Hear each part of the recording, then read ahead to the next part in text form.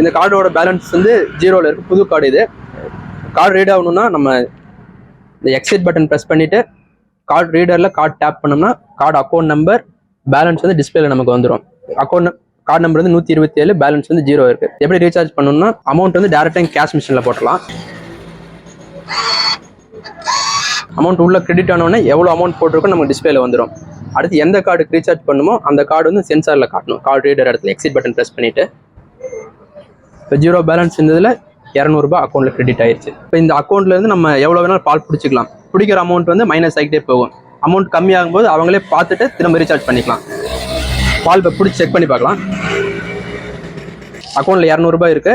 30 ரூபாய்க்கு பால் வேணும்னா 30ன்னு ப்ரெஸ் பண்ணோன்னா 30 ரூபாய்க்கு பால் வந்துடும். அக்கௌண்ட்ல அமௌண்ட் மைனஸ் ஆயிடுச்சு.